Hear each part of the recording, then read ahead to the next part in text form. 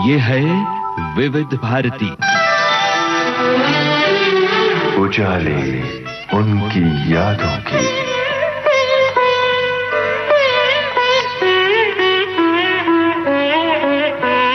उजाले उनकी यादों की।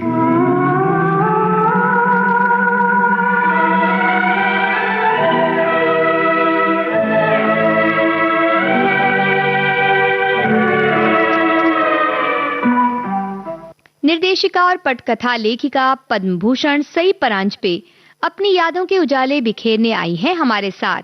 आपसे बातचीत कर रहे हैं यूनुस खान।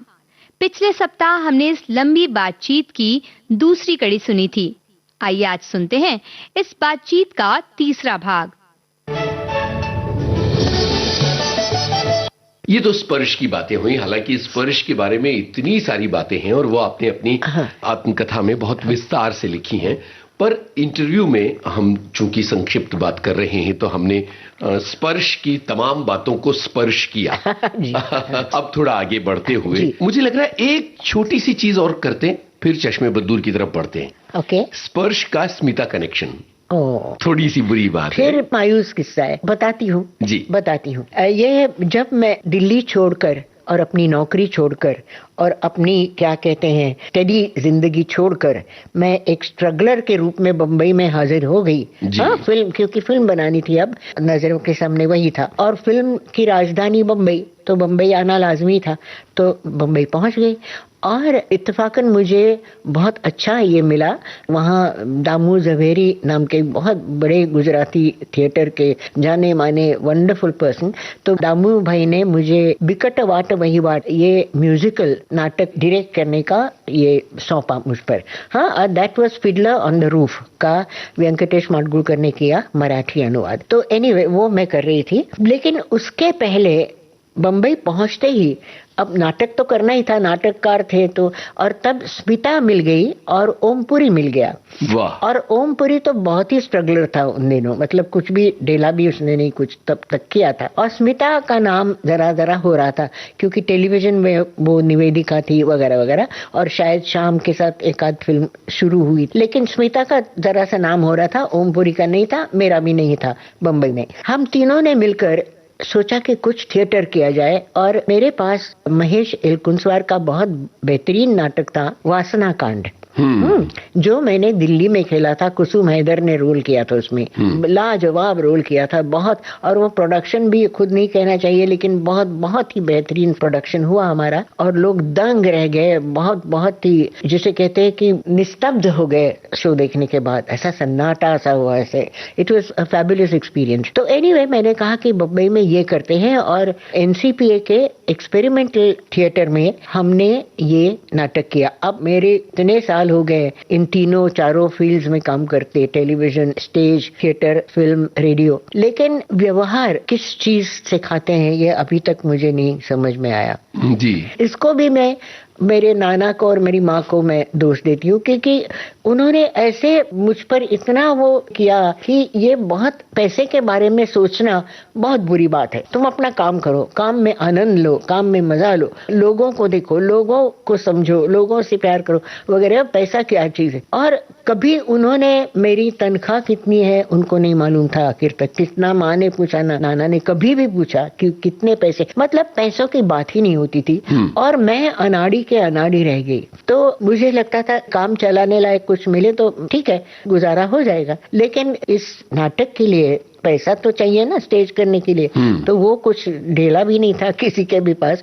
ओम तो स्ट्रगलर, स्मिता बेचारी नई आई हुई। फिर हमने किसी तरह इधर उधर जुगाड़ करके पता नहीं कैसे किया, लेकिन वो नाटक हमने किया। और उस दरमियान मेरी स्मिता से बहुत ही अच्छी दोस्ती हो गई, और उसकी एक वजह ये थी कि हम दोनों को बिल्लियां बेहद पसंद। स्मिता अपनी बिल्लियों के बारे में बताए, मैं अपनी बिल्लियों के बारे में, और ओम सुनता रहे। तो हम बहुत ही अच्छे दोस्त हो गए। फिर मैंने स्मिता को बताया, और ये तो मेरे पास था ही, पटकथा इसकी थी। मैंने कहा स्मिता ऐसे ऐसे कहानी है मैंने लिखी हुई, and there is a lovely role for you and I would love you to read that पटकथा। तो स्मिता ने कहा हाँ क्यों नहीं, पढ़ूंगी ना।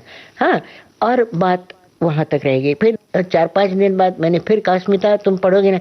हाँ हाँ पढ़ूंगी। और फिर मुझे ऐसे लगा कि ये आउट ऑफ पोलाइटनेस ये हाँ हाँ कर रही है, उसको कोई सचमुच की दिलचस्पी नहीं है इसमें। और वो बेचारी इतनी शरीफ है कि वो मुझे नहीं कहना चाहती कि तू क्या लिखेगी, मुझे नहीं पढ़नी तुम्हारी कहानी वगैरह, तो ये तो कहेगी नहीं। और थी वो थोड़ी सी अंतर्मुखी, इंट्रोवर्ट जिसको कहते हैं। तो फिर मैंने ऐसा सोचा कि शायद ये ऐसा तो नहीं समझ रही कि हमारी दोस्ती का मैं नाजायज फायदा उठा रही हूँ, क्योंकि हमारी दोस्ती है, मैं अपनी फिल्म के लिए उसको मैं गले में डाल रही हूँ। ऐसा तो नहीं होना चाहिए, because I had my own self respect naturally। मैंने कहा उसको ये नहीं लगना चाहिए, ये गलत होगा। फिर मैंने कहा ऐसा करते हैं, लेट्स वेट, उसको अब पूछने दो। 2-3 बार तो मैंने जिक्र किया है, अब उसको पूछने दो कि सही अगर है कहाँ, कमबख्त तेरी फिल्म पढ़ने तो दो। वो कुछ नहीं, 1 नहीं 2 नहीं, स्मिता से कुछ भी पूछताछ नहीं हुई। और फिर मैं मन में समझ गई कि इसको इंटरेस्ट नहीं है। और तब तक ये नसीर की बात हुई थी, शबाना की बात हुई थी। और शबाना को जब कहा तो शबाना ने ये 4 फुट ऊंची छलांग लगाई, हाय मुझे एक जप्पी मारी का सही, फैंटास्टिक, ओ यस यस वाओ। मतलब बिल्कुल उल्टा, जो एक इंट्रोवर्ट एक्सट्रोवर्ट। तो शबाना ने इतना मुझे, मतलब मैं तो आसमान में जाना बाकी था खुशी से, इतना शबाना ने उसमें खाया दिलचस्पी। तो फिर शबाना तय हो गई। और फिर धीरे धीरे इधर से उधर से सुनाई देने लगा कि स्मिता नाराज है। स्मिता ने कहा कि सही ने तो मुझसे बात की थी। मैंने कहा बात तो सच है, मैंने बात की थी, लेकिन उसने आगे नहीं ना बात कुछ की, तो मैं अकेली कब तक बात करती रही, लेकिन उससे मेरी बात नहीं हुई। फिर एक पार्टी में पूना में, वो मुझे अच्छी तरह याद, चाय पार्टी, और सुभाष अवसट करके हमारे कॉमन दोस्त थे स्मिता के मेरे, जो चित्रकार हैं खुद, सुभाष के घर पार्टी थी। तो स्मिता थी, इतने दोनों बात स्मिता। तो मैंने कहा चलो आज मैं बात करूंगी इससे। तो मैं पास गई, मैंने कहा स्मिता नाराज हो? तो उसने मुझे बड़ी ठंडी निगाह से देखा, उसने कहा हाँ, और पीठ फेरी। And that was it. That was the last conversation we had. फिर कभी हमारी ना मुलाकात हुई, ना बातचीत हुई, ना मैं उसे समझा पाई कि क्यों ऐसा मैंने नहीं पूछा। मेरी अपनी तरफ से कुछ, मैं अपनी ये करती ना तरफदारी, तो वो नहीं करने को मिली और वो चल बसी। और मुझे ये आज तक बहुत अफसोस होता है कि ये बड़ी ज्यादती हुई। बिल्कुल, ये थोड़ी दुखद बात है। स्मिता की याद में एक गाना सुनते हैं, और एक ऐसी फिल्म का जिसमें स्मिता और शबाना दोनों साथ में थे। अच्छा। महेश भट्ट की फिल्म अर्थ। हाँ, अरे वाह, है ना, सुनते हैं। झुकी झुकी सी नजर बेकरार है कि नहीं, झुकी झुकी सी नजर बेकरार है कि नहीं, दबा दबा सा सही दिल में प्यार है कि नहीं, झुकी झुकी सी नजर।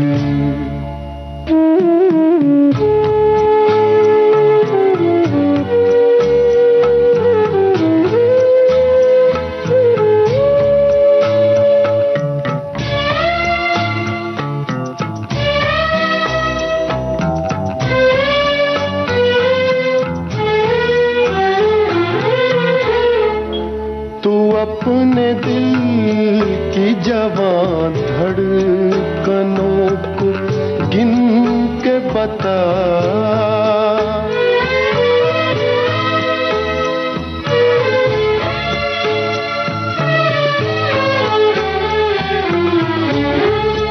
तू अपने दिल की जवां धड़कनों को गिन के बता, मेरी तरह तेरा दिल बेकरार है कि नहीं, दबा दबा सा सही दिल में प्यार है कि नहीं, झुकी झुकी सी नजर।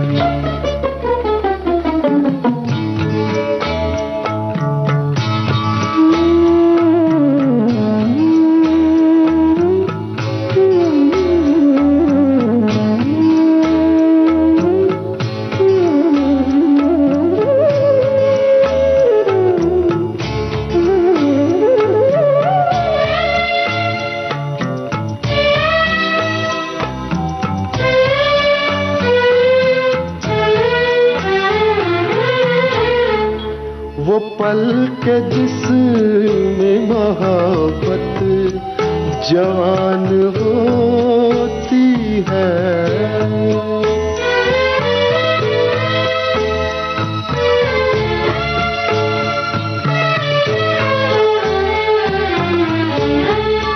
वो पल के जिसमें मोहब्बत जवान होती है, उसे एक पल का तुझे इंतजार है कि नहीं, दबा दबा सा सही दिल में प्यार है कि नहीं, झुकी झुकी सी नजर।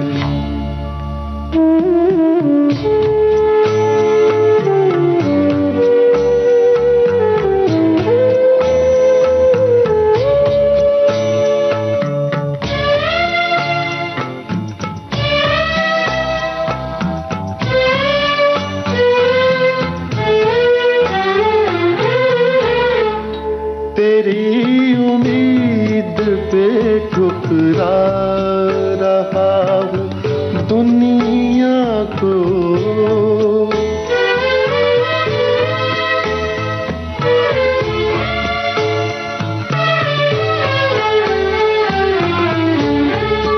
तेरी उम्मीद पे ठुकरा रहा हूँ दुनिया को, तुझे भी अपने पे ये एतबार है कि नहीं, दबा दबा सा सही दिल में प्यार है कि नहीं, झुकी झुकी सी नजर। चश्मे बद्दूर की तरफ आ रहा हूं अब मैं, और एक दिलचस्प बात ये कि चश्मे बद्दूर भी आपके ही एक टेलीविजन प्रोडक्शन से प्रेरित थी, धुआं धुआं से। बिल्कुल बिल्कुल। तो वो पूरी दास्तान जो है अब आगे बढ़ाते हैं, क्योंकि चश्मे बद्दूर आपकी आइडेंटिटी से चिपक गई है।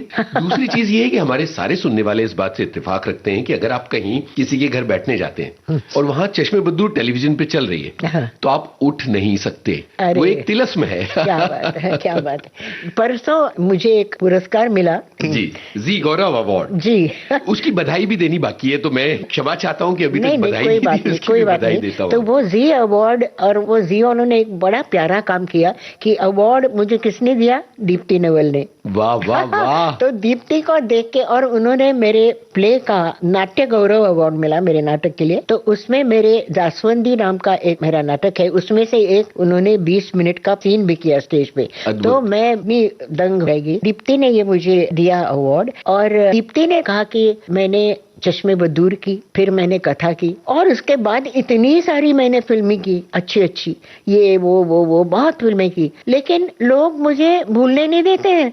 मुझे कहते हाँ चश्मे बद्दूर, हाँ कथा, कहते ले दे के सही की ये 2 फिल्में जो चिपक गई है, कुछ मतलब नकली गुस्सा दिखा रही थी। इतना प्यारा उसने ये किया कि वो ये 2 ले दे के फिर इन दोनों फिल्मों पर आके मामला रुक जाता है कि अरे बाबा मैंने और भी बहुत काम किया है जिंदगी में, लेकिन नहीं, लोग नहीं भूलने देते हैं, कहते हैं। और सच कहूँ तो मैं भी नहीं भूल पाती हूँ। ये भी कहा दीप्ति ने, बहुत प्यारा भाषण किया, वेरी स्वीट। तो ये स्पर्श तो हुई मेरी फिल्म, जिससे काफी सराहा गया, अवार्ड्स मिले ये वो, और बहुत तेरे फिल्म फेस्टिवल्स में बुलाया गया, साथ साथ मुझे भी। तो मैं मॉस्को पहुंची, मॉस्को में फिल्म ये दिखाई गई, और प्यारा सा किस्सा सुना, क्योंकि वो फिल्म देख के बाहर निकल रहे थे लोग, और उसमें B.R. चोपड़ा थे जिन्होंने मेरी पटकथा को मना किया था बड़े प्यारे ढंग से, मतलब मुझे कोई ये नहीं है, आई हैव नो कंप्लेंट, लेकिन उन्होंने कहा था कि ये बड़ी एपिसोडिक फिल्म है। अब आज तक मैं ये समझी नहीं कि एपिसोडिक मतलब क्या कहना चाहते थे, लेकिन बाहर आते ही उन्होंने मुझे देखा, बड़े प्यार से मेरे हाथ पकड़े और कहा सही, तुमने तो मुझे गलत साबित कर दिया। वाह वाह, क्या प्यारी फिल्म बनाई है, और क्या चाहिए। मतलब इतना बड़े दिल से मानना कि मैं गलत था, तुमने मुझे गलत साबित कर दिया, विच वाज वंडरफुल। एनीवे, वो फिल्म और एक जन को अच्छी लगी, और वो थे गुल आनंद। क्या बात है। गुल आनंद भी वहाँ थे और वो तो बिल्कुल हम कहते थे ये रशियन फिल्म इंडस्ट्री के जामात है, क्योंकि वो बहुत फिल्में रशियन लेके उनको डब करके वो चलाते थे। He was basically a distributor but he had tried his hand eight one film खट्टा मीठा which was very very successful. हाँ, और उनको फिर चस्का लग गया प्रोड्यूसर बनने का और उनको ये स्पर्श बहुत अच्छी लगी। फिर मुझे मिले जो भी बातें करनी थी अच्छी फिल्में वगैरह कह के उन्होंने कहा कि सही I want to discuss something very serious with you, कल सुबह मिलते हैं। मैंने कहा जरूर। और हम दोनों एक ही होटल में ठहरे थे। तो उन्होंने कहा ये होटल के सामने बहुत बढ़िया पार्क है, बड़ा विशाल पार्क, गोरकी पार्क। हाँ, तो हम पार्क पे मिलते हैं, वहाँ घूमेंगे, बात करेंगे। मैंने कहा चलेगा। तो हम सुबह सुबह मिल गए और चक्कर लगाते लगाते उन्होंने कहा कि मैं एक फिल्म बनाना चाहता हूँ और मैं चाहता हूँ तुम वो फिल्म लिखो और तुम वो फिल्म डायरेक्ट भी करो। तो उन्होंने कहा हाँ, लेकिन वो फिल्म सीरियस नहीं होनी चाहिए, कॉमेडी बस, बिल्कुल 100% कॉमेडी चाहिए। ऐसी कोई कहानी है तुम्हारे पास? इत्तेफाकन मेरे पास थी ऐसी एक कहानी, बल्कि एक फिल्म बनाई हुई थी, टेलीफिल्म कॉल्ड धुआं धुआं, जैसे कि आपने बताया। वो फिल्म थी 3 मुस्टंडे नौजवान कॉलेज स्टूडेंट्स जो पढ़ाई के अलावा सब कुछ करते हैं कॉलेज में। मस्ती मारते हैं, ये करते हैं, क्लासेस डुबो कर फिल्में देखते हैं, मटर गश्ती इधर उधर, लड़कियों का पीछा करना, सिगरेट पीना। और इसलिए धुआं धुआं कि वो हमेशा वो धुएं में क्या क्या देखते रहते थे, रंगीन सपने कि मैं फला करूंगा, मैं ढिमका करूंगा, ये वगैरह वगैरह। ये कोई रियल लाइफ इंसिडेंट जैसा कुछ ऑब्जर्वेशन था? ऐसे नहीं कह सकते, हो सकता है, पता नहीं क्या क्या देखते हैं क्या क्या नहीं, या हो सकता है थोड़ी किसी हद तक। और फिर थोड़ा सा मैंने उसमें नमक मिर्च डाला जी। अच्छा, शानदार वाला। तो ऐसे 3 दोस्त, और मैंने फिर गुल को ये कहानी सुनाई, कहा कि ये बहुत ही टेलीविजन में हिट हो गई थी, उसके 6-7 बार रीटेलीकास्ट हुआ वगैरह वगैरह लोगों की मांग पर। तो गुल ने कहा बहुत ही बढ़िया है ये कहानी, लेकिन उन्होंने कहा कि एक बात है सही, अपन तो कमर्शियल फिल्म बनाने जा रहे हैं, अब ये तीनों को बेकार बकवास लोग मत दिखाओ, उसमें से एक जरा अच्छा होने दो, एक हीरो अपना। 2 तो बेशक तुम्हारे मुस्टंडे जो नालायक लोग को दिखाते हैं, लेकिन उनमें से एक जरा ढंग का आदमी जो सीरियस है, जो पढ़ता लिखता है, जो अच्छा है आदमी, हाँ, ऐसा दिखा सकते हो, तुम बदल सकते हो थोड़ा। मैंने कहा क्यों नहीं, मैंने ही तो लिखा है, तो ये कोई प्रॉब्लम ही नहीं है। ठीक है, तो ये फिर तुम लिखो, कब कितना टाइम लगेगा? मैंने कहा 1 महीना तो लग ही जाएगा। इसे जरूर। तो अभी हम जा रहे हैं 3-4 दिन में वापस भारत, तो आज तारीख ये है, करेक्ट 1 महीने बाद मैं तुम्हें फोन करूंगा, तब तक तैयार होगी कहानी? मैंने कहा हाँ, होनी चाहिए। तो हम लोग फिर एक दूसरे से विदा लेके निकल गए। भारत आके मैंने इधर उधर बताया। फिर मैंने सोचा कि ये फिल्म वाले तो होते ही बड़े लंबी बातें करने वाले, ये कुछ होने वाला नहीं है, ऐसे ही मीठी मीठी बातें करके कि तुम ये लिख लो, फला करो, मैं अब मेहनत करूं, लिखूं, दोबारा टाइम अपना बर्बाद करूं, और वो फोन तक नहीं करेंगे, ये मुझे पक्का मालूम है, फिल्म वाले हैं आखिर। तो मैंने कुछ नहीं किया, कुछ भी नहीं किया।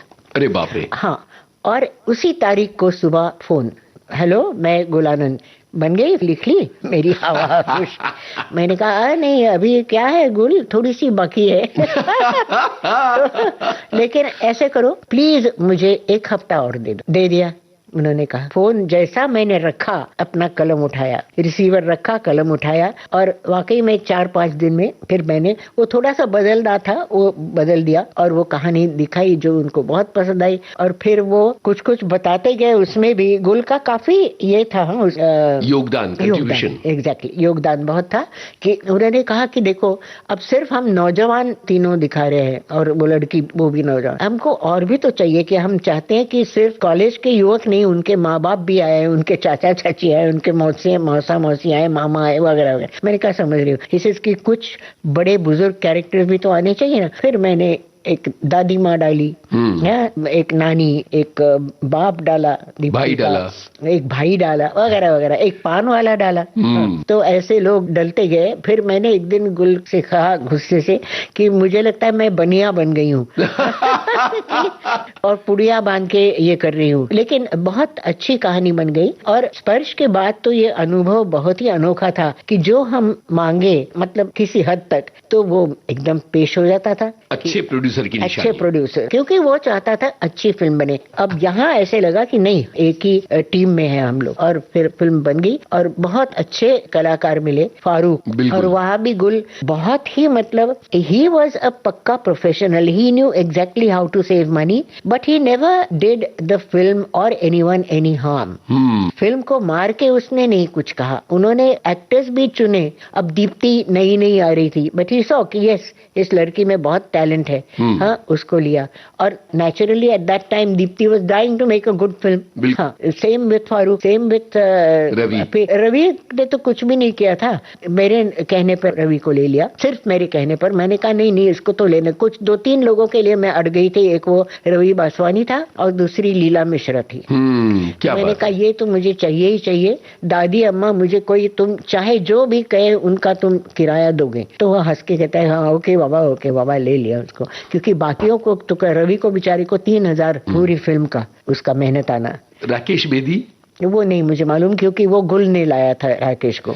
लेकिन उसने कहाँ से किस तरह कास्ट हुए थे? फारूक ने गमन की थी ना जी, गमन, मुजफ्फर की। और फिर देखा था उधर उधर, फारूक अच्छा एक्टर तो था ही, थिएटर करता था। तो गुल ने वो जरूर देखा होगा, जाके चुपचाप उनके प्लेस देखे हुए, इधर देखा होगा उधर, वो तो बहुत करता था। फिर व्हेन ही वाज कन्विंस्ड कि yes he is a very cultured and a very good artist, तो उनसे बात की और फारूक भी मान गए खुशी खुशी। और फारूक के साथ भी मेरी बड़ा अच्छा दोस्ताना हुआ। बहुत प्यारा आदमी था, बहुत ही नेक और प्यारा इंसान। 2 फिल्में और बहुत, वो आगे बात करेंगे कि कैसे कथा में नसीर और फारूक आपसे लड़ाई करते थे कि कैसे रोल दिए, है ना, वो आगे बात करेंगे। गाना सुनते हैं।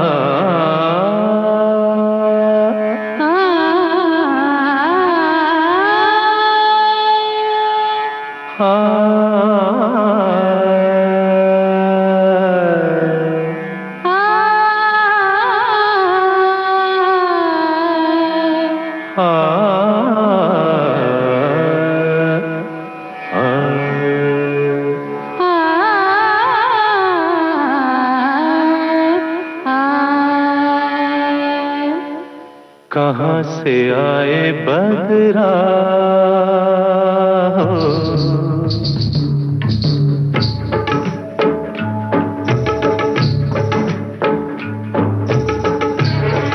कहाँ से आए बदरा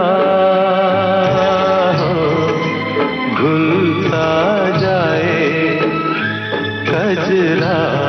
कहाँ से आए बदरा भूलता जाए कजरा। कहाँ से आए बदरा।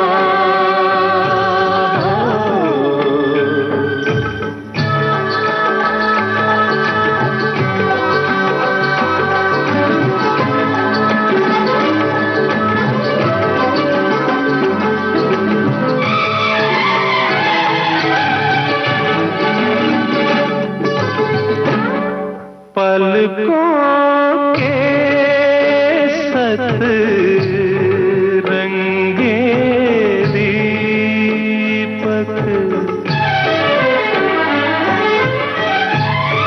पलकों के सत रंगे दीपक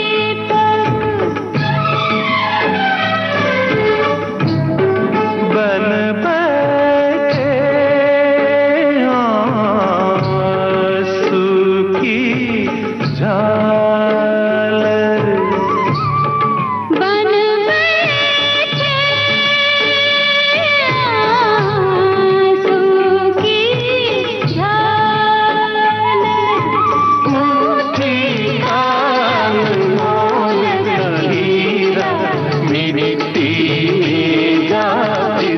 कहाँ से आए बदरा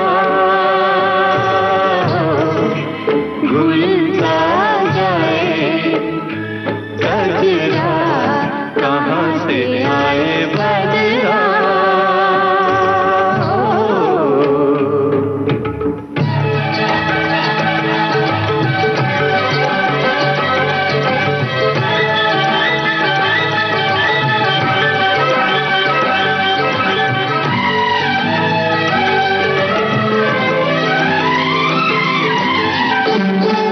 नींद पिया के संग सिधारी रुकेंगे गाओ नींद पिया के संग सिधारी सपनों की सूखी फूलवारी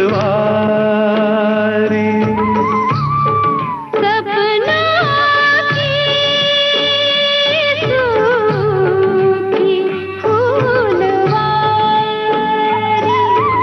अमृत होठों तक आते ही कैसे विष में बदला कहाँ से आए बदला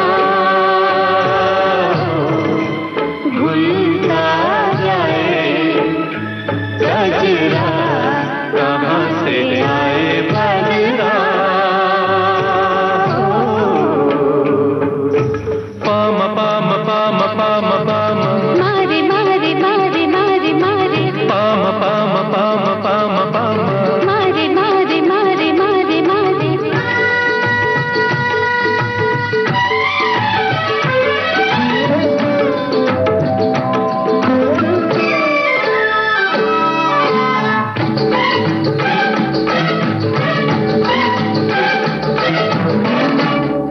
उतरे मेघ हिया परछाए आ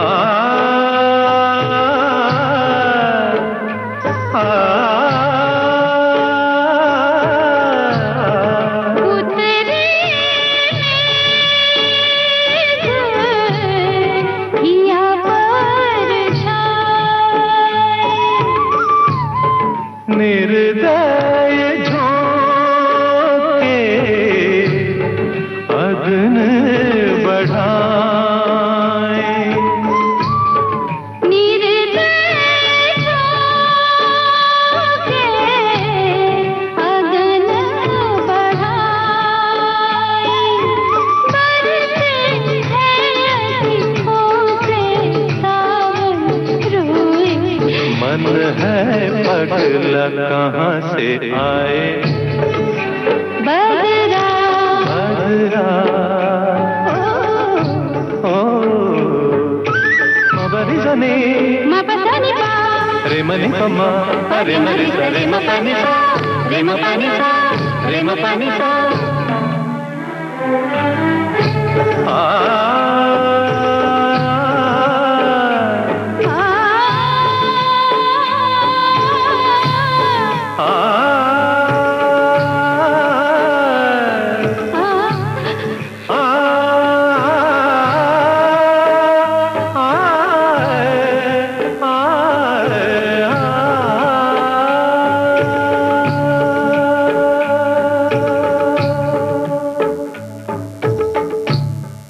सईद जाफरी का किरदार कहां से आया और ये पूरी फिल्म में आप ये देखिए कि कितना महत्वपूर्ण पक्ष बन गया। हाँ हाँ सईद का ना बहुत बहुत ही अच्छा, क्योंकि वो था ही उस लायक ही was a tremendous actor with a major personality, big personality, and he was very sincere towards his role, towards his mission. और वो भी अब गुल की दाद देनी पड़ेगी कि उन्होंने सईद को पकड़ा कि वो वेस्ट एंड से लंदन में करते थे थिएटर और फिल्में बीबीसी के लिए इधर उधर, और वो अब चाहते थे यहाँ बॉलीवुड में आजमाना कि क्या कुछ बन सकता है क्या। वो देखने आए थे सईद, और गुल ने बराबर अपना जाल फंसा और सईद को पकड़ा लिया। और अब अच्छा प्रोड्यूसर तो था ही गुल, मतलब नाम उनका अच्छा था। तब तक स्पर्श के बदौलत मेरा भी थोड़ा सा नाम हुआ था, तो he was very happy to be in the film. And तब तक वो एक कैरेक्टर बन गया था पान वाले का। हाँ, उसने कहा फिर मुझे, सईद ने, भाई we have to go to Jama Masjid, पुरानी दिल्ली जाना पड़ेगा। मैंने कहा पुरानी दिल्ली क्या करोगे जाके? जैसे अरे वहाँ के पान वाले देखेंगे।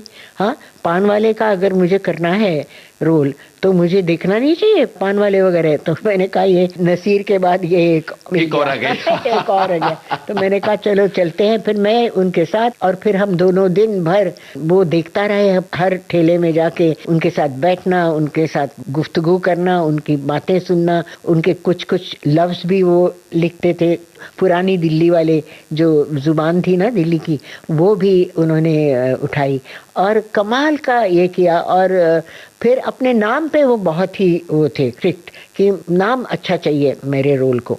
तो फिर हमने फुफ्फन और याकूब और लच्छन और ये वो, हाँ कहते ना घंटी नहीं बजी, नहीं घंटी नहीं बजी।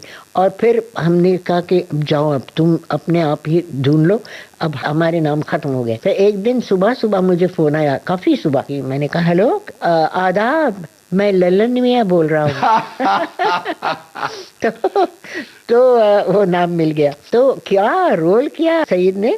हाँ, बहुत बहुत ही मजा आ गया। And the whole thing was wonderful. Leela Mishra भी क्या कमाल की एक्ट्रेस है, वंडरफुल पर्सन। बहुत सही जी, जब चश्मे बदूर की बात करते हैं, बहुत सारी ऐसी चीजें हैं जिन पर बात की जानी चाहिए। मुझे लगता है पहले शूटिंग लोकेशंस की बात करते हैं। जितनी खूबसूरती से दिल्ली आपने दिखाया है और वो पूरा माहौल आपने जिंदा किया है, वो लोकेशंस कैसे ढूंढी थी और उससे जुड़ी कुछ दिलचस्प बातें? क्या था यूनुस, वो तो सामने आ खड़ी होती थी। अच्छा। अरे हमें ये इधर नहीं देखा, हाँ। हमको शूट करो। क्योंकि चाहे आम सड़क हो कोई दिल्ली की, या चाहे पुराना बाजार हो, पुरानी दिल्ली का कोई माहौल हो, या कोई खूबसूरत सा बाग हो, गार्डन हो, चाहे लोधी गार्डन हो, चाहे तालकटोरा गार्डन हो, चाहे जो भी, और इतने खूबसूरत सब नजारे होते थे कि क्या ले क्या नहीं, कैमरा पगला जाता था सच में। इसलिए वो कोई मुसीबत ही नहीं हुई। और एक तो खंडहर दिल्ली के जो पुराने टूटे फूटे फोर्ट्स वगैरह, वो क्या मतलब बात बहुत ही वो थी, दुकानें छोटी छोटी। और फिर बरसातियां, वो बरसाती भी अपने आप में बड़ी प्यारी चीज होती थी, है ना। तो वो भी हमें बहुत सुंदर बरसाती मिली, और घर भी इतने अच्छे मिले। For that I must give credit to Ravi Baswani, क्योंकि रवि तो पक्का दिल्ली का बंदा था, दिल्ली में रहने वाला, और उसके पीआर बोलो तो इतना अफाट जाल था, विस्तृत जाल था उसके दोस्ताने का। तो एक से बढ़कर एक रवि ने लोकेशंस लाए। नसीर का घर जो था वो that was professor Arya's little bungalow with beautiful garden all around it and a very cute little house in between, जो लगे बिल्कुल कि हाँ ये प्रोफेसर का घर होगा। बिल्कुल। और वो जिस तरह से वो किचन बड़ा टेस्टफुली किया हुआ। फिर शबाना का मतलब कविता का जो होता है फ्लैट बरसाती पे ऊपर, हाँ अगेन टेरेस है चारों ओर, उस पे छोटे छोटे पौधे लगे हुए, उसका इकबाना उस पे लगाया हुआ, तो वो भी एक बहुत खूबसूरत सा मिल गया। दोस्तों का था वो एक घर। और तीसरा रहा वो मंजुल जो कविता की दोस्त होती है, उनका घर एक शानदार है जो संकन लिविंग रूम है उसका। वो तो बहरहाल एक खुद आर्किटेक्ट थे, बड़े जाने माने मशहूर दिल्ली के, उनका अपना घर था जो उन्होंने हमें शूटिंग के लिए दे दिया। तो ऐसे एक एक होकर वो लोकेशंस बहुत सुंदर बने। और इसलिए दिल्ली जो दिखी चश्मे बदूर में, वो निहायत खूबसूरत दिल्ली थी, बड़ा प्यारा हसीन सा शहर। किसी ने मुझे कहा कि तुमने तो ये एड फिल्म बनाई सही दिल्ली के लिए, मैंने कहा नहीं, ये मेरा लव लेटर था दिल्ली को। क्या प्यारी बात है, वाह। एक चीज ये है कि जो कमर्शियल सिनेमा है उसके प्रति प्यार की एक निशानी चश्मे बदूर में आती है, और वो आती है जब वो ड्रीम सीक्वेंस जैसा है जहां पर एक के बाद एक गाने आते रहते हैं हाँ। जो आपने पूरा का पूरा पैरोडी हाँ, बनाई, मजाक उड़ाया था यार। रवि जो गाते हैं, रवि और दीप्ति मिलके जी। हाँ। वो कमाल है जिसमें एक के बाद एक गाने आते हैं, कभी परवीन बाबी का गाना आ जाता है तो कभी पुराने गाने चले आते कभी हैं, जीनत अमान का आता है, जी हाँ? जी, कभी देवानंद का। और वो क्या कमाल, देवानंद वाला तो अद्भुत किया भी उसने, वो ढीली ढाली चाल उसकी जी। और कभी दिल चाहे या माथा यारा मैंने तो हाँ कह दी, हाँ, वो भी दीप्ति और रवि ने गाया, जो वो बहुत मजे मजे का। शीशा हो या दिल, उसमें तो जो दीप्ति लगी है वो बहुत अच्छा किया रहा, उसने बहुत सुंदर किया, रीना रॉय का, बहुत खूबसूरत। तो वो करने में मजा भी बहुत आ गया, बहुत जी। ये फिल्मी गानों से आपका प्यार भी दिखाता है। एक बात बताऊं, वो जो उसमें ये था ना, आजा तीसरी मंजिल, तीसरी मंजिल वाला गाना, तो वो दीप्ति से वो करवा रहे थे और दीप्ति ने थोड़ा सा इस सिलसिले में परेशान किया। अगर कहीं पूरे मेरे दीप्ति के साथ जो ताल्लुकात हुए हैं उसमें अगर कहीं हमारी थोड़ी सी नोक-झोंक हुई तो उसमें वो चाहती नहीं थी वो गाना गाए और ये करे, इस तरह कुछ विग पहने वगैरह,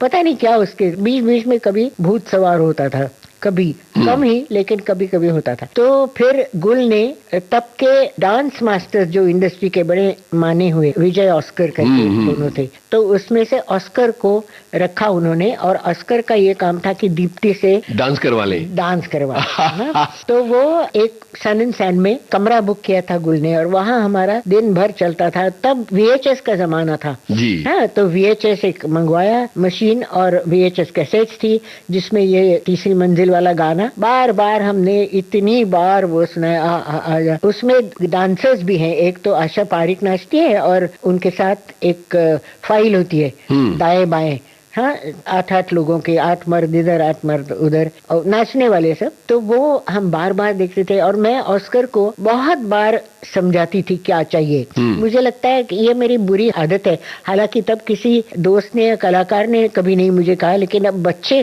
कहते हैं मुझे कि तुम वही एक बात इतनी बार बताती हो कि आदमी तंग आ जाता है। ये मुझे अभी वो कहते हैं। तो उस हिसाब से मैं बार बार बेचारे ऑस्कर को बताती रही कि ऑस्कर ये ऐसा चाहिए, देखा ना ये कैसे ये 8 जने नाच रहे हैं, ये देखा ना, ये तो ऑस्कर ऐसा मुझे चाहिए वगैरह। और वो बड़ा प्यारा, बड़ा पोलाइट आदमी, हाँ सही, ये सब कुछ सही, हाँ जी बिल्कुल, ये से सही, श्योर सही कहता रहे। फिर एक दिन मुझे लगता है ऑस्कर का भी दिल भर आया, उब गया वो भी उसने फिर वो रोका VHS मशीन ने कहा सही, ये 8 जनों की लाइन देख रहे हैं ना जो मर्द नाच रहे दाएं तरफ। मैंने कहा हाँ, उसमें से तीसरा आदमी देखो, पहचानती हो, वो मैं हूँ। मैंने कहा क्या? हाँ, मेरे करियर की शुरुआत इस गाने से हुई है और तुम क्या मुझे बार बार बता रही हो ये करो वो करो वो करो। मैं चुप। फिर मैंने कहा जो करो, मैं नहीं कुछ कहने वाली। तो इतनी मजे की बात होती है। वाह वाह वाह, क्या बात है। इस फिल्म में मंगेश देसाई का एक बहुत बड़ा योगदान है, उसका जिक्र हम करना चाहेंगे। ये जब फिल्म पूरी हो गई और तब आपको तो मालूम है कि ट्रैक्स बनते हैं, आखिरकार जब बिल्कुल फिल्म बनने को आती है, मतलब जैसे ढक्कन उतारना होता है और भाप को निकलने देना होता है, तो ये सारे ट्रैक्स फिर एक ट्रैक पे जुड़े जाते हैं। तो हम राजकमल में पहुंचे क्योंकि तब से जो बादशाह था रीमिक्सिंग का या साउंड री रिकॉर्डिंग का बादशाह था मंगेश देसाई जी। मतलब इतने वो मशहूर थे कि हर जना चाहे कि मंगेश देसाई का सिक्का हमारे फिल्म पे लगना चाहिए, री रिकॉर्डिंग। और यहाँ तक कि सत्यजीत रे भी कोलकाता से उनका टाइम लेते थे, उनका शेड्यूल देख के, उनका टाइम बुक करके वो खुद अपनी फिल्में लेके पहुंच जाते थे बम्बई राजकमल में। हाँ जी जी। इतना मंगेश जी का नाम था। तो अब स्पर्श में जाहिर है with the kind of money that Basu was giving us and the kind of cutting corners we were doing, तो ये सवाल ही नहीं था। हमारा ट्रैक इतना भद्दा था कि मैं क्या बताऊं। मतलब एक जगह तो अब कहने में कोई बात नहीं है, लेकिन तब मैं कभी नहीं कहा, ये किसी को नहीं बताया कि कहीं कहीं जगहों पर पायलट ट्रैक भी हमने इस्तेमाल किया है जी, विच इज अनहर्ड ऑफ। ये कभी कोई नहीं करता। फिल्म वाला जो किसी नाम का फिल्म वाला हो वो कभी नहीं चाहेगा कि पायलट ट्रैक मतलब भद्दा होता है, वो सिर्फ गाइडेंस के लिए होता है और फिर वो डबिंग किया जाता है, लेकिन डबिंग के लिए पैसे ही नहीं थे। तो 1-2 जगह बिल्कुल हमने कि अब क्या करें, अब रहने दो पायलट ट्रैक, नहीं पता चलेगा करके हमने 2-3 जगह स्पर्श में पायलट ट्रैक रखा। तो किसी ने कहा इनके पास जाओ, मंगेश देसाई के पास। तो मैंने कहा पिटाई करवानी है। मंगेश देसाई तो उनका गुस्सा बहुत मशहूर था कि वो अगर बद्दा काम उनके पास ले जाओ ना तो वो ऐसे रीलों के डब्बे फेंकते थे बाहर, ठाक से एकदम पूरा रील का रील बाहर।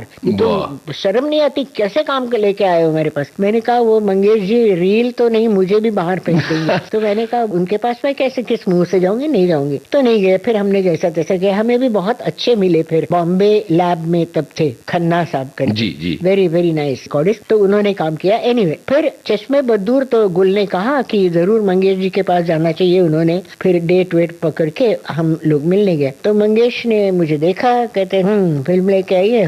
पहली फिल्म लेके कैसे नहीं आई? तो फिर मैंने बिल्कुल कह दिया उनको साफ साफ। मैंने कहा मंगेश जी सुना है अच्छा काम नहीं हो तो आप बाहर रीले फेंकते हैं। तो मैंने, हमारा इतना भद्दा था साउंड का सारा पूरा सिलसिला कि मैंने हिम्मत ही नहीं की आपके सामने आने की।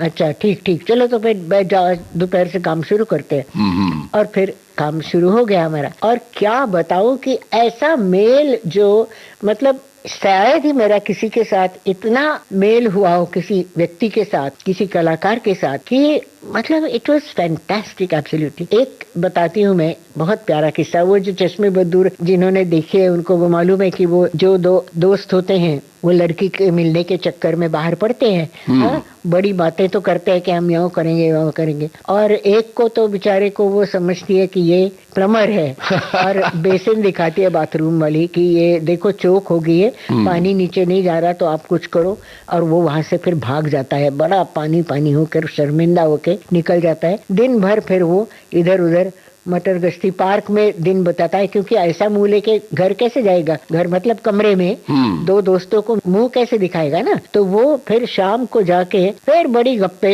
हाँकता है कि यूँ क्या त्यों क्या। हाँ, और फिल्म में एक असली किस्सा है जो कि वो जाता है, वो कहती है अरे आइए ये कितनी देर आपका इंतजार कर रही थी। तो पहले तो खुश होता है कि हाँ मेरा इंतजार, कि ये देखो ना बाथरूम में कैसे पानी सब वगैरह वगैरह।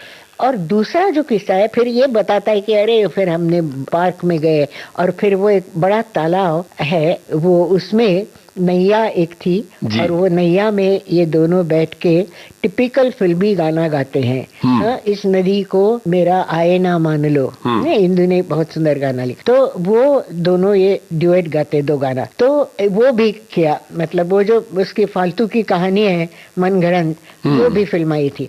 तो मंगेश जी ने कहा कि सही ऐसा करते हैं, वो दोनों बार बगीचे में तो जाके बैठता है, तो क्यों ना ऐसा करे कि पहली बार जब मतलब असलियत है, शर्मिंदा होता है बेचारा, तब हम बैकग्राउंड पे कौवा डालेंगे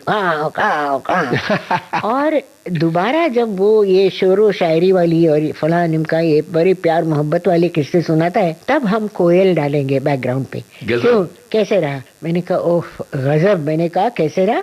फैंटास्टिक, बहुत ही बढ़िया मंगेश जी, क्या बात है। मैं इतनी खुश हो गई, इतनी खुश हो गई। फिर काम हमारा चालू हो गया और वाकई में उन्होंने कौवे ढूंढे, फिर कोयल ढूंढी और वो साउंड ट्रैक पे आया, इतना मजे का लगा। और फिर करते करते जब हम सुन रहे थे एकदम से उन्होंने रोक दिया रिकॉर्डिंग प्लेबैक। तो मैंने कहा क्या हुआ क्या हुआ? कहते हैं सही, हम दोनों इतने खुश हैं लेकिन शायद किसी के समझ में भी आएगा कि नहीं क्या पता। क्या कि शायद ही किसी के जो बहुत ही समझदार कलाकार किस्म का आदमी हो उसके समझ में आए, लेकिन आम आदमी के समझ में आएगा कि नहीं क्या पता। कोई बात नहीं, तुम और मैं हम तो खुश है ना। इसी को कहते हैं कला का आनंद। हमने तो यह आनंद खूब लिया, कोयल कौवा ये वो, बहुत खुश रहे हम। तो this is it, worth it. तो you know it was beautiful like this. और दूसरी एक छोटी सी बात, उन्होंने कहा कि वो दोनों बंदे जो दोस्त उसके रवि एंड राकेश बेदी, वो ये करते हैं बेचारे हीरो को, अपने फारूक को, कि वो लड़की बेकार है और वो हमारे साथ भी घूमी है क्या वो क्या, उसको बहुत ही वो करते हैं। फिर वो इतना मायूस हो जाता है सिद्धार्थ कि वो फिर उसके साथ झगड़ा करके वो उनकी बातचीत बंद हो जाती है वगैरह वगैरह। और फिर ये दोनों, क्योंकि है तो बेचारे अच्छे, वो बुरे थोड़ी ना है, तो वो उनको फिर बहुत अफसोस होता है कि अपना दोस्त बेचारा किस कदर बुरी हालत में है। तो अब क्या करे, वो दोनों बहुत मायूस है। और वो मद्रासी कैफे में है, डोसा वोसा इडली कुछ खा रहे हैं, कॉफी पी रहे हैं और रेडियो पे गाना चल रहा है। तो मंगेश जी ने कहा कि ये रेडियो पे गाना तो हम लगा रहे हैं उस सीन को। लेकिन इसमें अनाउंसमेंट भी होगी तो क्या मजा आएगा, है वाह, ना? वाह। वो ये होता है ना कि आपकी पसंद वाला। जी। मैंने कहा हाँ, वेरी गुड आइडिया, ये जरूर जरूर। कहते फिर तुम ऐसे करो कि अच्छी डबर को बुलाओ और उससे अपन अनाउंसमेंट डबिंग अनाउंसमेंट करवा लेंगे। वो बोलो, वो खास तरीका होता है उनका। मैंने कहा हाँ मुझे मालूम है, मैंने रेडियो में काम किया है, मुझे मालूम है। वो ओके, फिर दोपहर के बाद करेंगे, लंच के बाद। फिर लंच हो गया, उन्होंने कहा अच्छा आई तुम्हारी डबर? मैंने कहा हाँ आई। कहाँ है? तो मैंने कहा नहीं वो मंगेशी मैं खुद ही करके देखती हूँ। तो उनका चेहरा इतना सा हो गया और मैं साफ साफ पढ़ पाई कि ये डायरेक्टर लोग ना समझते हैं कि सब कुछ वो कर सकते हैं, ये वो ये सब उनके जरूर दिमाग से गुजर गया। उन्होंने कहा कि नहीं नहीं क्या है, वो एक तरीका होता है, उसका एक खास ये होता है वगैरह वगैरह। मैंने कहा नहीं मंगेश जी ऐसा करें कि आप देख लो, नहीं है तो बिल्कुल आप कह दो कि ये नई बात बनी नहीं, और फिर मैं कल सबसे पहले बुलाती हूँ, डोंट वरी। मैं बिल्कुल ये नहीं करूंगी कि नहीं नहीं मुझे ही ले लो। अच्छा चलो, फिर बड़ा बेमन से फिर मुझे स्टूडियो में धकेला उन्होंने। फिर मैं हेडफोन लगाए ये किया और फिर मैंने वो पढ़ा और बड़े नटखट ढंग से पढ़ा, बल्कि बीच में गलत भी किया और माफ कीजिए वगैरह ये भी कह के आगे गई और फिर वो सारा झुमरी तलैया वगैरह ये सब डाला और पूरी तरह मतलब उस अंदाज से। अब वहाँ इतना टाइम जो गुजारा था आकाशवाणी में, तो यूं ही तो थोड़ी ना गुजारा था, तो वो मैंने सारा पूरा का फर्स्ट टेक ओके हो गया। और फिर वो भारी भक्कम दरवाजा खोल के मैं जैसे बाहर आई, दरवाजे में मंगेश जी उन्होंने दोनों हाथ जोड़े, कहते हैं मोहतरमा तुम तो कमाल की चीज निकली। कहते वाह वाह क्या बहुत खूब। तो क्या बात है। लेकिन ये एक तरह से ट्रिब्यूट टू विविध भारती हो गया। बिल्कुल। अब विविध भारती पे जो मुलाकात दे रही हूँ तो कुछ बात तो करनी चाहिए ना, और जो वो अच्छी बातें याद है वो तो जरूर शेयर करनी चाहिए जी, है नहीं? बिल्कुल। इस फिल्म का संगीत भी बहुत मायने रखता है। हाँ बहुत बहुत सुंदर है ना, बहुत संगीत और गीत भी। हाँ गीत मतलब देखो ये मैं हमेशा कहती हूँ कि writer, director and music director and lyricist, इनका अगर आपस में खूबसूरत मेल हो जाए तो क्या बात है। जैसे अब इंदु जी को मैंने कहा कि इंदु ऐसा है को वो बताती है कि मैं फला जगह संगीत क्लास के लिए जाती हूँ, और वो उसका बराबर जहन में उसको एब्सॉर्ब करता है और वो वहाँ पहुँच जाता है। और मैंने कहा वो अपनी सुंदर मोटरसाइकिल है उसकी काली सी, तो गाना कुछ ऐसा करो कि जो उसमें मजा आ जाए कि तो वो साथ जुड़ जाए। तो फिर काली घोड़ी द्वार खड़ी, और काली घोड़ी मतलब उसकी मोटरसाइकिल, और वो काली घोड़ी पे गोरा सैया चमके, क्या शानदार लाइन है। और वो इतना, और चकित भई सगरी नगरी, तो वो बस स्टॉप पे लोग सब ऐसे ऐसे देखते कि अरे ये कहाँ गई वगैरह, मतलब पूरा वो बैठ गया। इतना मतलब ये होता है जब मेल होना, लिरिसिस्ट, फिर राजकमल का म्यूजिक, और फिर गाने वाले, और फिर मेरे एक्टर और मैं। कमाल। ये गाना सुनते हैं जी, क्या बात। सारे ग म प ध नि सा नि ध प म ग रे सा सारे ने सा सारे ने सा सारे ने सा। काली घोड़ी द्वार खड़ी खड़ी रे, काली घोड़ी द्वार खड़ी। गाओ। काली घोड़ी द्वार खड़ी खड़ी रे, काली घोड़ी द्वार खड़ी। मूंगों से मोरी मांग भरी,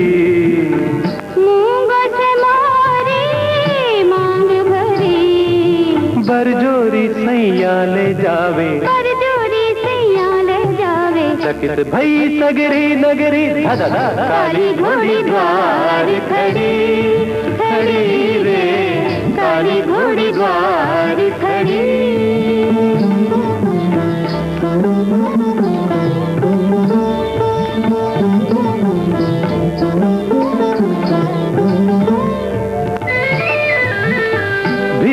के बीच अकेले मितवा, भीड़ के बीच अकेले मितवा, अकेले मितवा, अकेले मितवा।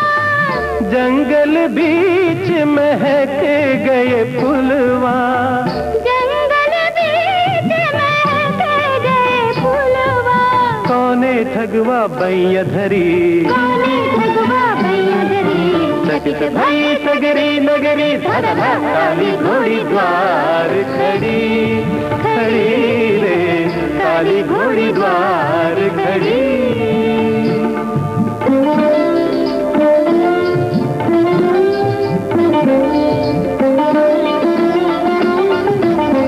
बाबा के द्वारे भेजे हर कारे, अम्मा को मीठी बतियन संभारे। बाबा के द्वारे भेजे हर कारे, अम्मा को मीठी बतियन संभारे। चितवन से मोह हरी,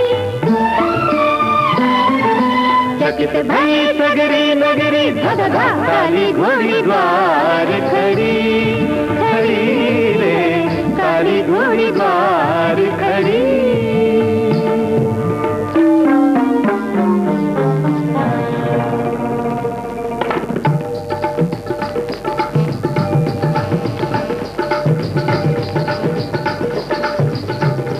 सगमधनि साधनि मधगमसा, सगमधनि धनि धमगसा, निसगमधनि नि धमगसनि, धनि सगमध धमगसनि ध, मदनि सगम गधनि धनि सा, गधनि धनि सा, गधनि धनि सा। काली घोड़ी पे गोरसैया चमके, सैया चमके। चमक चमक चमके, चमक चमक चमके, चमक चमक चमके। काली घोड़ी पे गोरसैया चमके, कजरार मेघा में तिजरी दमके, बिजुरी दमके। दब दब सर गई हमरी, बरजोरी सैया ले जावे, बरजोरी सैया ले जावे। चकित भई सगरी नगरी, धधा काली घोड़ी दौड़ पड़ी, काली घोड़ी दौड़ पड़ी, काली घोड़ी दौड़ पड़ी, काली घोड़ी दौड़ पड़ी। इस जैसा गाना जो पटकथा के अंदर इतना ज्यादा एम्बेड हो गया।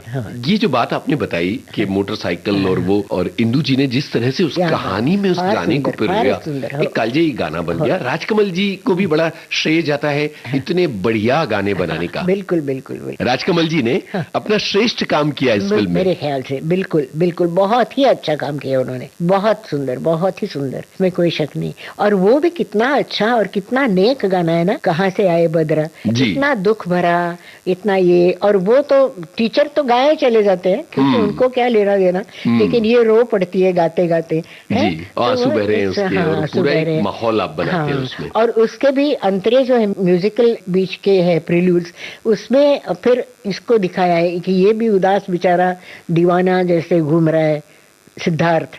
तो वो गाने का बहुत अच्छी तरह इस्तेमाल हो गया। I love using songs to take the story forward. बिल्कुल, ये तो कथा में भी आता है, उसकी बात आगे करेंगे।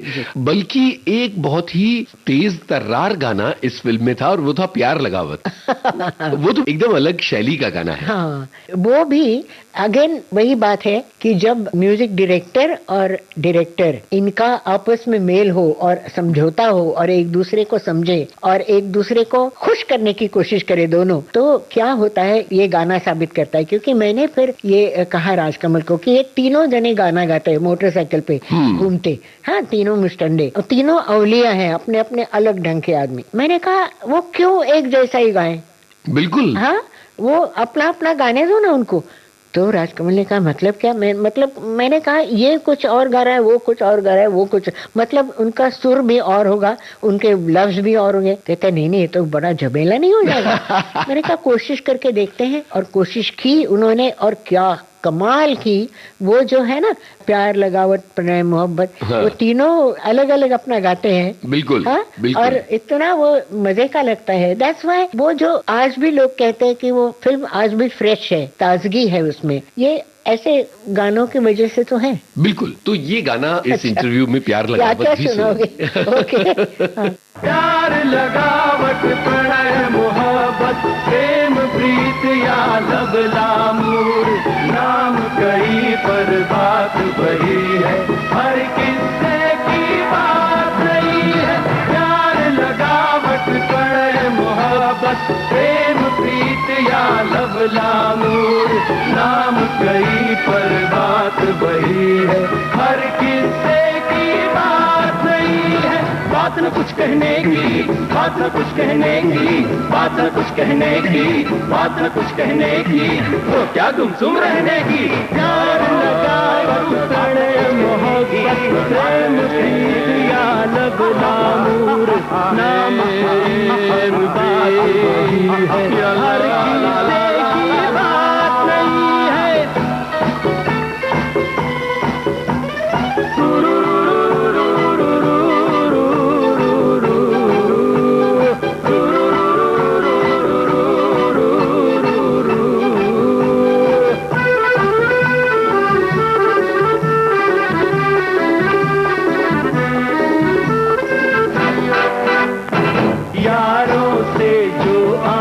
चुराए दिल की दिल में बात छुपाए, दर्द न खोले खुशी न बांटे, जिसके लिए मुहब्बत कांटे। यारों से जो आंख चुराए दिल की दिल में बात छुपाए, दर्द न खोले खुशी न बांटे, जिसके लिए मुहब्बत काटे। बंद करेंगे हम भी फौरन उससे हुक्का पानी, क्या समझे जानी बात कहने की, तो क्या गुमसुम रहने की।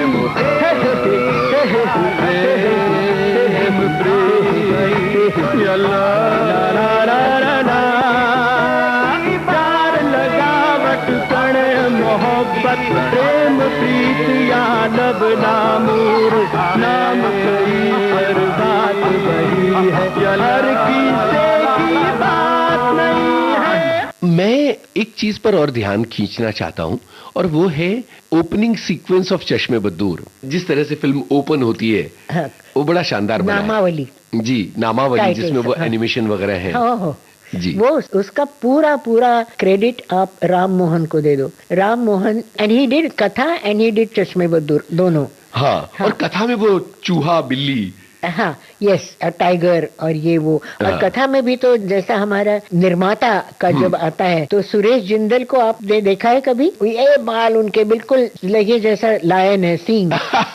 तो वैसे उन्होंने सींग बनाया उसके लिए, तो वो बिल्कुल लगे ये बराबर सुरेश जिंदल है। और डायरेक्टर के लिए उन्होंने बिल्ली, मतलब मैं, और वो नाखून ऐसे करके जाती है, तो मतलब इतना। और दीप्ति के लिए खूबसूरत सी गिलहरी और कान में उसके वो फूल, जास्वंदी का फूल। और विनी के लिए, विनी का इंट्रोडक्शन था फिल्म में, तो एक अंडा ऐसा फूटता है और अंदर से छोटा सा चूजा बाहर निकलता है, चू चू चू चू चू चू। नया परिचय विनी परंस पे। और सैनी हमारा गुस्से वाला कैमरामैन, वो टाइगर आता है, शेर हा करके कैमरा लेके। ऐसे बहुत बहुत मजे के ये। और बीच बीच में जाहिर है कि कछुआ और खरगोश, इनकी रेस तो फिर चलती रहती है। बिल्कुल। तो उसमें सारे अलग अलग क्या। और चश्मे बद्दूर में तो और भी कमाल किया कि उन्होंने एक्चुअल फोटोग्राफ्स इस्तेमाल किए। गांधी जी, बर्ट्रैंड रसेल वगैरह ऐसे लोग लेके, मतलब एक तरह की ये हिमाकत ही हुई ना। ऐसे लोगों को लेके उन्होंने इतना खुश मिजाज बनाया पूरा टाइटल किस्सा की क्या बताओ। उसमें फिर आपका हाथ आता है जिसमें नेल पॉलिश लगी है लाल रंग की। बिल्कुल। हाँ। तो वो सुंदर है, लेखक निर्देशक है ना, इस तरह से पूरा फिर आपका नाम आता है। सुंदर, मतलब वो ओपनिंग भी कमाल की थी। वीरेंद्र सैनी का जिक्र हमेशा बहुत जगह आया बातचीत में, और वो आपके तकरीबन स्थायी कैमरामैन रहे। हाँ, उन्होंने स्पर्श और चश्मे बद्दूर और कथा सैनी ने की। फिर दिशा के साथ वो नहीं आए, बट सैनी अच्छे कैमरामैन भी थे, दोस्त भी बहुत अच्छे थे। And he was one person who would call a spade a spade. और कभी भी उन्होंने मुझे अच्छा लगे इसलिए कुछ नहीं कहा। कोई टकराव होता था? बहुत बार। बहुत बार, दिन में 1-2 बार तो जरूर होता था। लेकिन बहुत सही आदमी था, बहुत काम से लगाव वाला आदमी था, और बहुत मतलब अच्छे दिन गुजारे हमने, बहुत आर्टिस्टिक ढंग के काम किए, और बहुत अच्छा रहा वो सब पूरा माहौल। और उसमें सैनी का बहुत हाथ था। जी जी। उजाले उनकी यादों के इस कार्यक्रम में आज आप सुन रहे थे निर्देशिका और पटकथा लेखिका पद्म भूषण सई परांजपे से यूनुस खान की बातचीत की तीसरी कड़ी। बातचीत की ये श्रृंखला जारी रहेगी अगले सप्ताह भी। संपादन सहयोग मनीषा सिंह। विविध भारती की ओर से इस कार्यक्रम की प्रस्तुतकर्ता तेज श्री कांबले। उजाले उनकी यादों के।